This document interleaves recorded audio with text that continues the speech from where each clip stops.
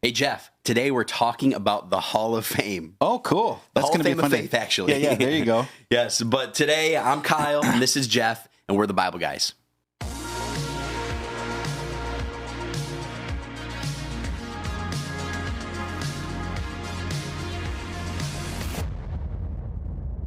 Well, dude, I'm super glad to have you back in the studio. It's been a while since you've been here, dude. It's been a couple months, that's for sure. Yeah. So this is going to be great. And of course, our very first episode, we're talking about the Hall of Fame. Yes. So that's going to be a fun one. I appreciate that. When I saw it, I was like, oh, this is going to be fun. Yeah. In fact, this entire week is going to be fun, what we're talking about. So, and because we're talking about the Hall of Fame of Faith, we thought it'd be fitting for us to actually talk about our favorite Hall of Fame athletes. Yeah, there you go. Yeah. Okay. So we both are big sports fans. So are we going to draft like a team? Yeah, sure. Draft a Hall of Fame team? Any sport, though. Any because, sport. You know, there's some diversity Okay, here. so how do we do this? Rock, paper, scissors? Sure, let's do it. Ready? Okay, Just ready? one time, ready? Ready? 1, 2, 3, go. Oh, got you. Yeah, rock over. right, rock. I'm not good at rock, paper, scissors. I lose every time. I noticed this. You lose a every lot. time.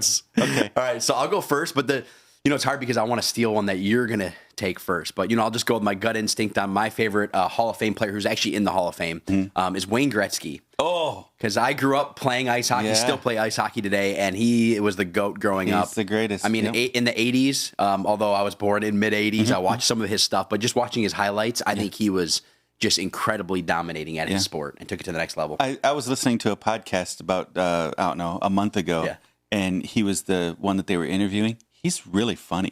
Yeah. That was a really good one. Okay, I think you just can't even question my choice is Michael Jordan. Oh, yes. You have to have Michael Jordan in the Hall of Fame. That's required. So that'd be my first one. Michael Jordan, okay. And Michael Jordan, by the way, is by far better than LeBron James. You think so? Oh, yeah. I'm weighing in on that one. If Trey Thomas is watching, Trey Thomas, our worship leader at Heritage Church, loves LeBron James. Yeah. He's all about it. Okay, so then back to me. Let's go with, let's think here. Because, dude, honestly, I was going to take MJ. You were smart there to go with MJ. I had to go for him first. All right, so I'll go with, dude, this is a tricky one because now you're putting me on the spot as far as. So this can be, they should be in the Hall of Fame or they are in the Hall of Fame. Yeah, you want to go. Okay, so then I'll go to NBA as well. I'd say my current favorite player who will be in the Hall of Fame, and I love his style. I think he's reinvented basketball. Maybe not always for the better, but Steph Curry. Love Steph Curry. Yep. Partially, I like the fact that in the NBA standards, he's a pretty humble guy. Loves the Lord. Loves but also his skill and the way he shoots. I mean, I feel like every time I got a chance to watch him, I want to watch him. Some of the videos of him practicing. Oh my gosh, he's a freak of nature. Yes. Dude, okay. That's chucking the ball down the court. Yeah. Okay. I'm going to choose. How many of these are we doing? Oh yeah, you got two more. Oh no, you got two more. Yeah. Two more. Okay. So I think you have to say Tom Brady. You have to. Oh man, dude, you were taking the GOATs, right? Jordan and Brady. Yeah, I like that. I think you do. One, I think he's a robot. That's one. And so 100%. Right, the fact that he's. What is he, 64, 65 years old when he retired? Like, how do you do what you do? It's impressive. Okay, then my third and final option, I'm going to go. I do want to ask this. You want to ask about Brady? How did he become more handsome the older he got? Yeah. He was kind of ugly in college, right? What the deal? Yeah, what's the deal on that? I don't know how it happened. Waiting for that to kick in. Yeah, whatever he's taking, I want some of that. I'm waiting for that to start kicking in for us. Yeah. Okay. All right. So then my final one, my third option, I'm going to go to a hometown favorite, Barry Sanders. Oh, absolutely. Yes, and he's the type of guy watching him run in the night, and he would be behind the line of scrimmage. Yeah. Four guys surrounding him, and somehow pull some magic off, work his way out of there. Yeah, I got to see him a few times live. Oh, really? In a Monday night game one time, I think he ran for. It was against the Bears. He ran for like 150 yards or 200 yards, something like that. It was just unbelievable. Yeah, I mean, you've seen a lot of running backs. He's got to be one of the most impressive Nobody to watch. has ever been close. Yeah. The fact that he retired after, 8 years or something like that, that's the only reason why he doesn't own every single record in the record book was because he quit. But, and what age was he when he retired? I don't know. It was like 30, right? Yeah. And 30, the funny 31. thing, I remember seeing something about that recently, and I remember being younger thinking, man, he's 30. He's an old man. I understand why he's retiring. And now you late 30s, I'm like, I can't imagine retiring at 30, Yeah, he was phenomenal. Okay, I'm going to pick one, and this one is going to be somewhat controversial. It's also a Detroit-based one. I think Lou Whitaker ought to be in the Hall of Fame. Oh, really? Yeah, Wow. I do. I absolutely. I mean, if there was some place to protest, I'd be protesting right now that he's not in the Hall of Fame. Yes. Yeah, so he and Alan Trammell made up the greatest shortstop, second base duo, the greatest double play duo. His hitting is nearly there or there. There's people with worse hitting than him that's in the Hall of Fame. I think he's just. Do you think he got overlooked maybe because of the players of the time? There were some good. There's a lot of stars. Some great players in that day, but when you take the average of second basemen that are in the Hall of Fame, I think he belongs. Yeah. And then there's something special, right? The Hall of Fame is also about saying this was a very unique, special person at a special time, and it wasn't just Lou. It was Lou and Alan Trammell together were magnificent. I mean, just magnificent. It was every game. They're turning multiple double plays. They were phenomenal. He was a great defensive player. And then he's super humble. So he needs to get in, man. If I can lobby for that, I'm gonna start pitching a fit about it. Hey, and before we get into what we're going to read today, I just want to share with anybody who's listening to this right now, whether it's watching it through YouTube or you're listening in a podcast, got to follow us on Facebook. That's right. Bible Guys. We actually have it's pretty much daily content we put out that if you like this because it's fulfilling in your day, you're finding, hope in God's Word, the Facebook page. We actually share a lot of daily content. And then even recently, there was a caption contest. Yeah. I saw that. So we have some fun stuff. We share some of the fun highlights as well. But, we had a caption contest. Kyle Crenshaw actually ended up winning the caption contest between Chris and Jeff. So, or Chris and Jeff. There's a cool shot on there. You can go back and look at that. If you didn't see it, they took a picture. They took a shot of us laughing, me and Chris laughing. And then they just invited people to make up a funny caption. It's pretty great. So go back and look at that and feel free to throw in a caption. Even if you don't win, it's okay. We want to hear from you. So just now, as I was sitting here contemplating our previous conversation, it dawned on me how old I am. Okay. I voted for Michael Jordan from the 80s. Yes.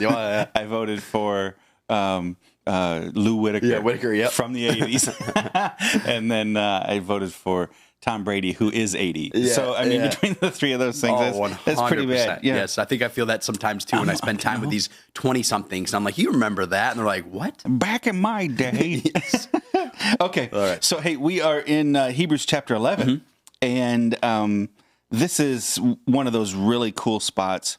Theologically, the book has been really heavy up through the last 10 chapters. And then it kind of turns and goes, now let's apply all these things. And here's how you should be thinking about what we've talked about. So it pivots into this idea of faith, right? My righteous ones will live by faith is what the end of chapter 10 says. So chapter 11 in the New Living Translation says, faith shows the reality of what we hope for. It's the evidence of things we cannot see. Through their faith, the people in days of old earned a good reputation. By faith, we understand that the entire universe was formed at God's command, that what we now see did not come from anything that can be seen. It was by faith that Abel brought a more acceptable offering to God than Cain did. Abel's offering gave evidence that he was a righteous man, and God showed his approval of his gifts. Although Abel is long dead, he still speaks to us by his example of faith. It was by faith that Enoch was taken up to heaven without dying. He disappeared because God took him. For before he was taken up, he was known as a person who pleased God, and it's impossible to please God without faith. Anyone who wants to come to him must believe that God exists and that he rewards those who sincerely seek him. It was by faith that Noah built a large boat to save his family from the flood. He obeyed God, who warned him about things that had never happened before. By his faith, Noah condemned the rest of the world, and he received the righteousness that comes by faith. It was by faith that Abraham obeyed God when God called him to leave home and go to another land that God would give him as his inheritance. He went without knowing where he was going. Even when he reached the land God promised him, he believed that. Even when he reached the land God promised him, he lived there by faith, for he was like a foreigner living in tents. And so did Isaac and Jacob, who inherited the same promise. Abraham was confidently looking forward to a city with eternal foundations, a city designed and built by God. It was by faith that even Sarah was able to have a child, though she was barren and was too old. She believed that God would keep his promise. And so a whole nation came from this one man who was as good as dead, a nation with so many people that, like the stars in the sky and the sand on the seashore, there was no way to count them. All these people died still believing what God had promised them. They did not receive what was promised, but they saw it all from a distance and welcomed it.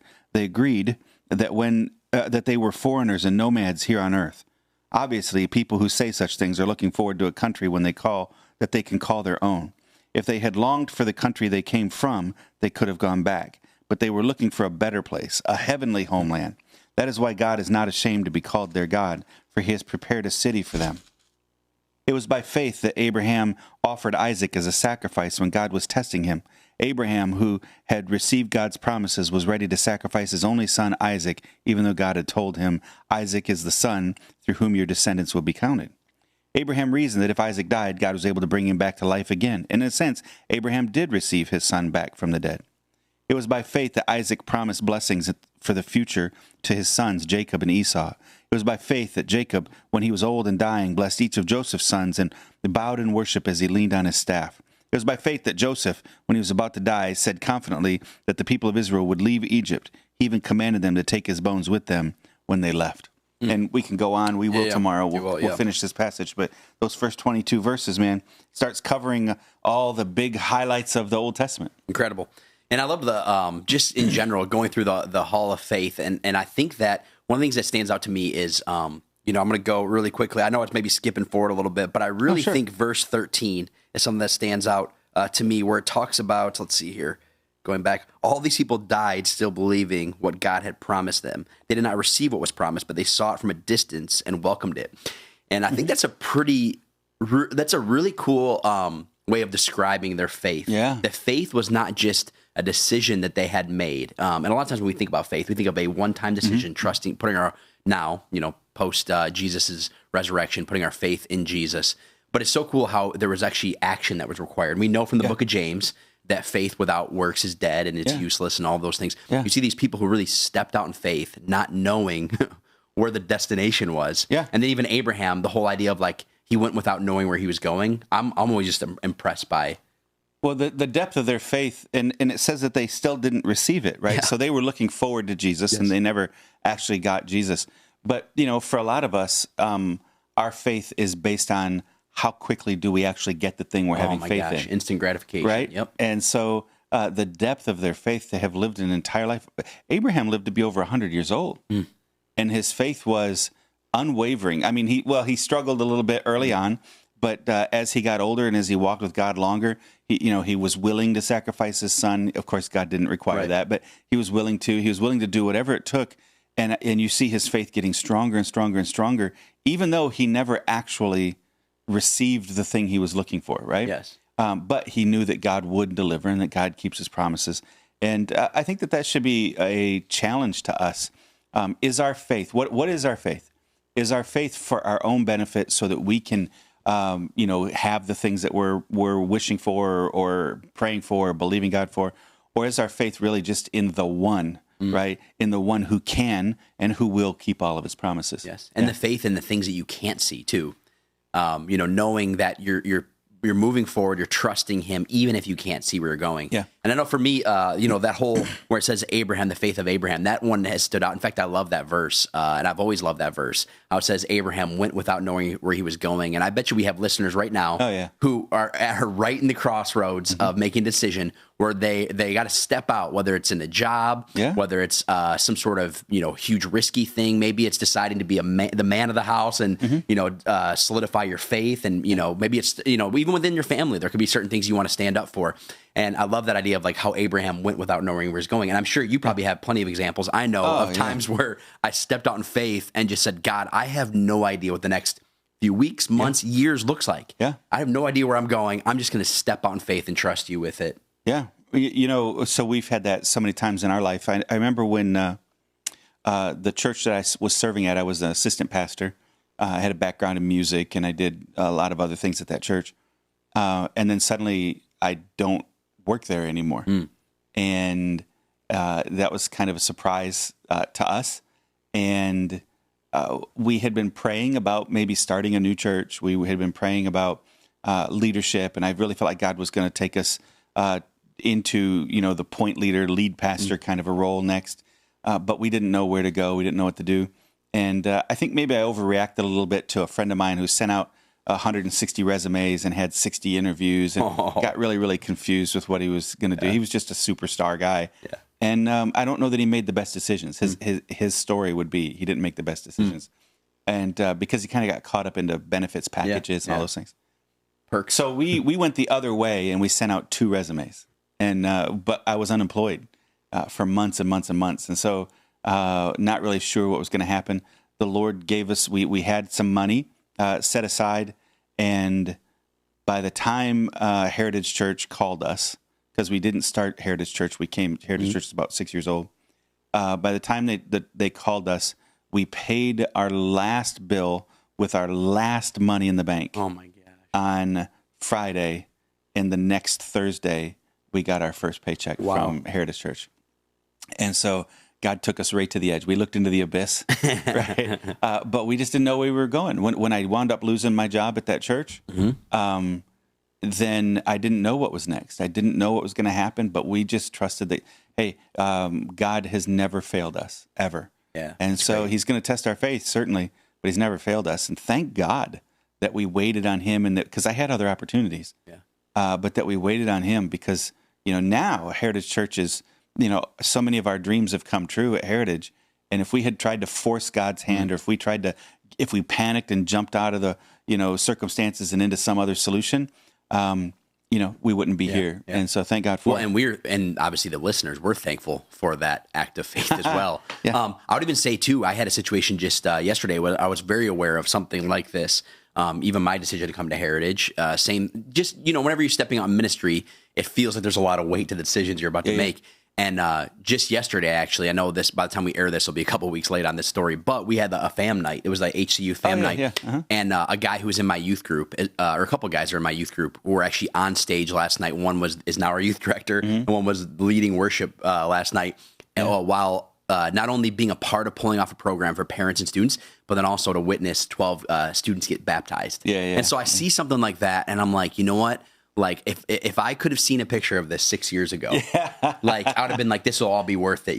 Some of the challenges that, the fear. And that's the thing is, like, pastor looking at these kids going, they're never going to turn out to be anything. Gosh, and now they're serving the Lord. Especially these ones, Talking to you, Connor. I love Connor Mead. He's awesome. But to see that happen, you're like, wow. And, it's cool because God doesn't always give us. Well, hardly ever does he say, like, oh, no, just wait. He just wants us to trust and put our faith in him. And, that's always the scary part. A kid that was in one of my youth groups is the youth pastor at the that's awesome. In that youth group now, and I would have never guessed it. No, right? So of his peer group, he was a good guy. I'm not saying he's a bad guy. He was a good guy.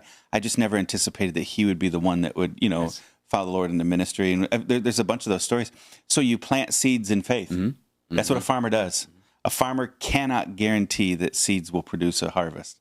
A farmer, though, his job is not to produce the harvest. His job is to till the field, plant the seeds, right? Cultivate the circumstances necessary, but that's all you can do is provide an environment for it, because God's the one who gives the increase. And so much of what we do, whether you're talking about people that are parenting right now, you may not believe that your kids are going to, my mom thought I was going to prison my whole life, growing up. But you keep planting those seeds. You have devotions with your children every day. You read them Bible stories. You keep them in church. You keep pointing them away from the way of the world and towards the way of Jesus. And you just keep doing it over and over and over again. You keep being faithful. You keep cultivating spiritual things in the lives of your children.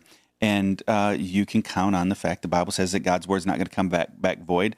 Parents raise up a child in the way that they should go. And when they're old, they won't depart from it. You just trust the Lord that he's going to deliver on that. But I think for a lot of times, instead of us really getting in and going all in, because all these stories, Abel went all in. Noah went all in for hundreds of years while he's building this ark. Abraham went all in to the point where he was willing to sacrifice his son, even though he knew God had made promises. So this faith thing is all in levels of faith. There's no part way. But I think what happens a lot of times in our lives is we kind of part in the world and part with Jesus.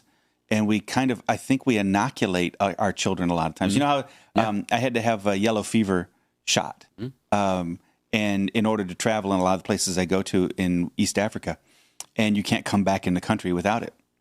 So they gave me live culture yellow fever. It was living, a lot of times, a lot of the vaccines you get, it's dead, right? And your body responds. But not that. My yellow fever was live culture. It made me sick when I got it. And I remember thinking, this is one of the most deadly diseases in the world, and they're actually giving it to me. It's not the dead version. It's a living version of it. But what happened was they gave me just a tiny bit, just enough that my body recognized it and rejected it. And that's how inoculations work, right? Is they give you a little bit of the real thing so that then your body fights back against it. I think a lot of times we're tempted to only go part way with our faith with our kids. Yes. We only go part way with our faith in our lives. And then we wonder why our kids maybe reject faith or reject whatever, right? And so, Man Alive, this faith thing, it's all about going all the way, going all in. Yeah. So, well, we're going to keep this conversation going tomorrow. Yep. More Hall of Fame talk tomorrow. And so hopefully you guys joined or enjoyed today's episode. Come back tomorrow as we continue on in Hebrews 11. We'll see you guys.